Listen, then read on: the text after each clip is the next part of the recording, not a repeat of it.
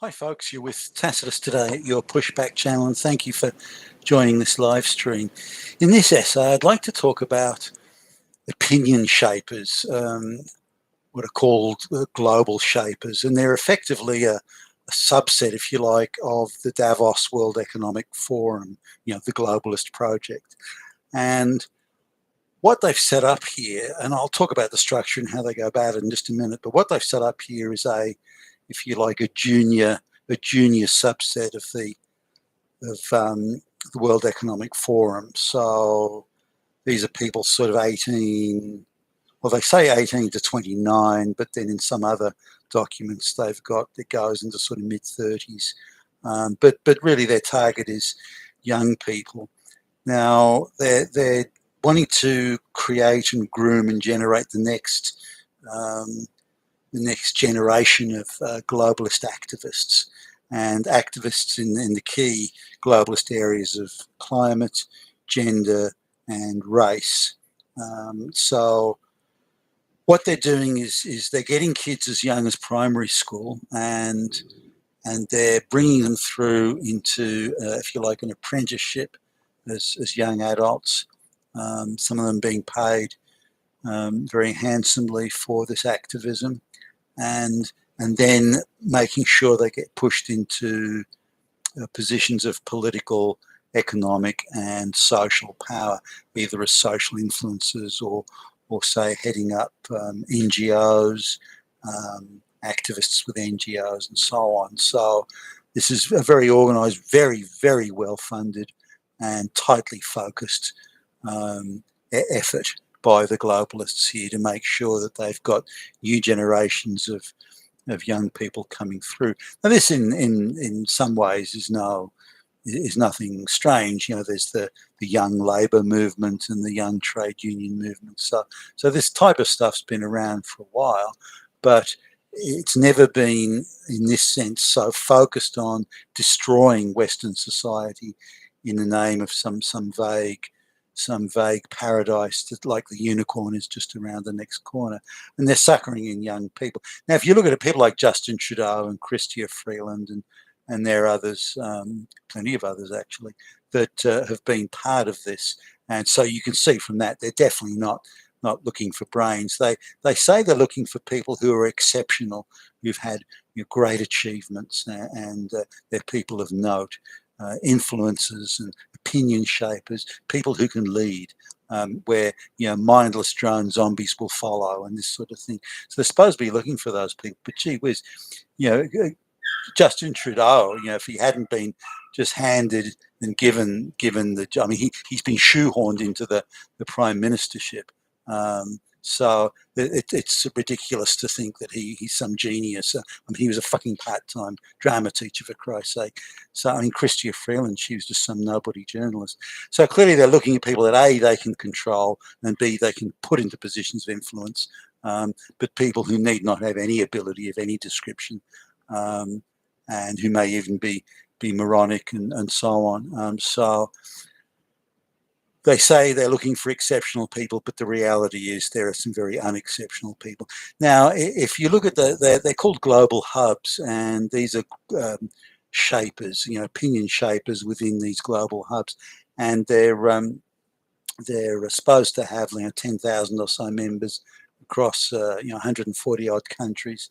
Now, if you look at the number of people that are being used in, say, Western countries, and then outside of the West, and there's 50, 60 odd countries in the world where they don't appear to have any presence, these globalist influence shaping hubs, that they work out as around 60, 65 persons per country. But in the West, in countries that aren't really that big and population wise, they can have well over 1,000 activists,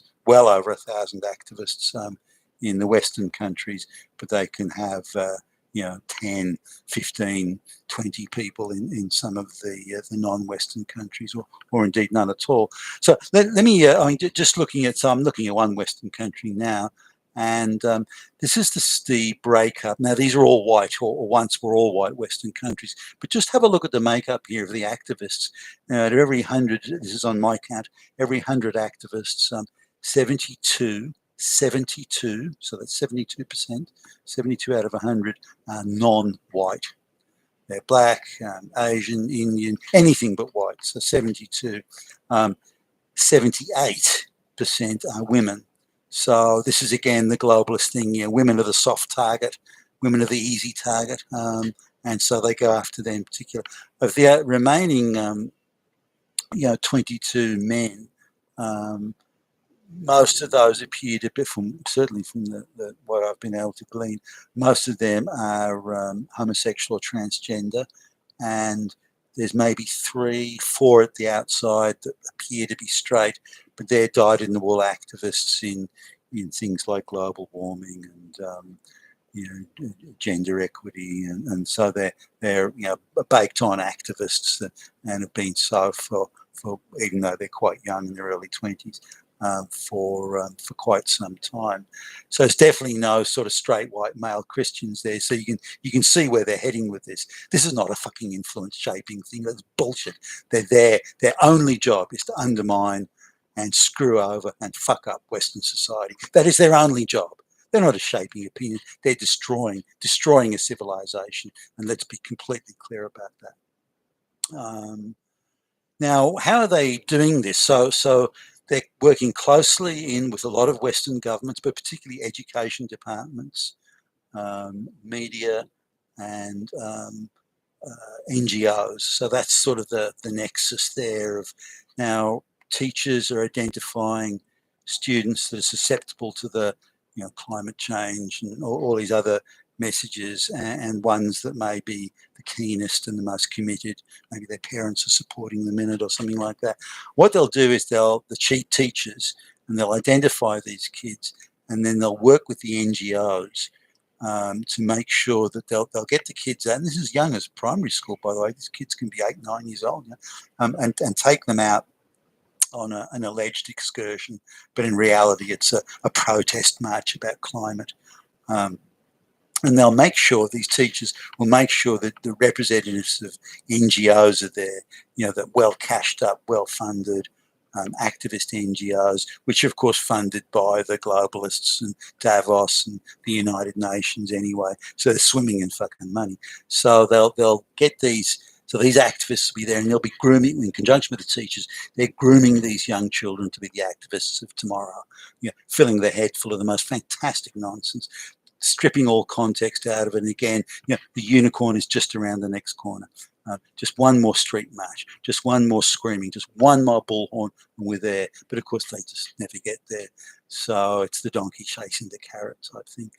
Now, once they get into high school, they're then used or start being used as foot soldiers for the NGOs. So the NGOs now directly groom them and radicalize them and that sort of thing. Again, working alongside the teachers. Now, by the time these kids are ready to leave high school and go into college, they then get passed on to the activists in the college, doing their gender studies and sociology and that sort of thing. And this is where the NGOs start giving them paid employment. And the ones that are most committed to the cause, the most starry-eyed about the paradise only being around the next corner, they're the ones that are then given overseas trips. They're given all sorts of jobs, little jobs in NGOs, and also they're given jobs in like places like various committees, government committees, quangos.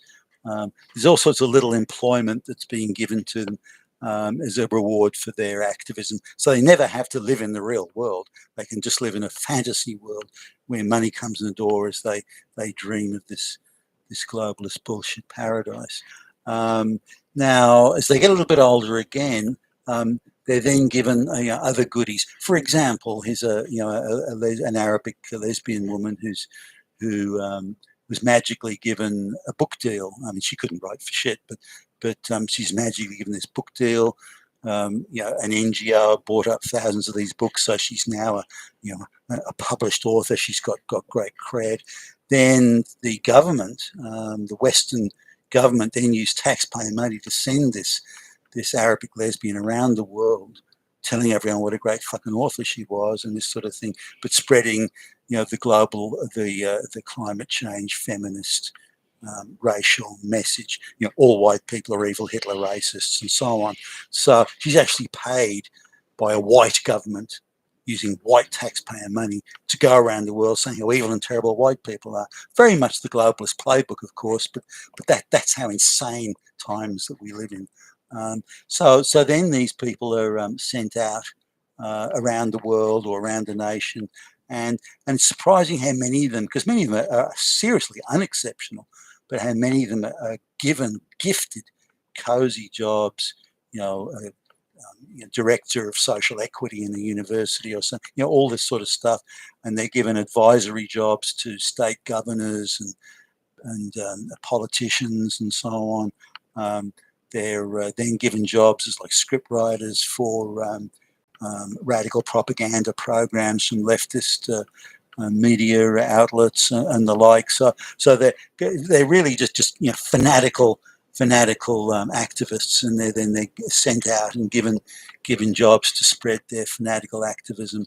And this is going on under our very noses. Now, this could stop in a second if our government said, well, look, you activist NGOs, you're not fucking charities, and we give you charity status so you don't have to pay tax. Like, you're not fucking charities, you're activists. You complain bitterly about Russia interferes with the election. These people are doing that sort of thing.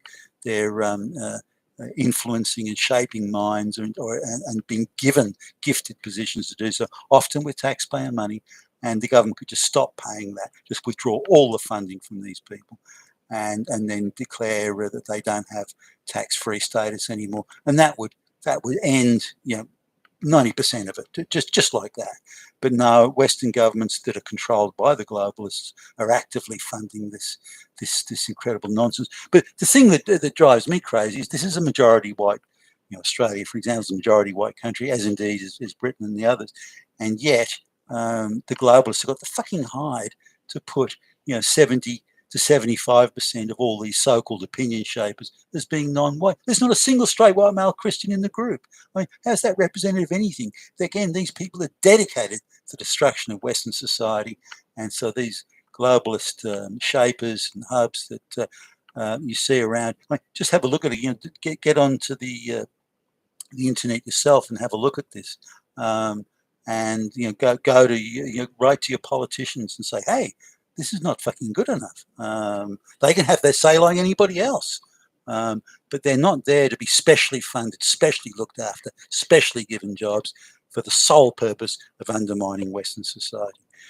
You've been with Tassos today, your Pushback channel. Thank you for listening.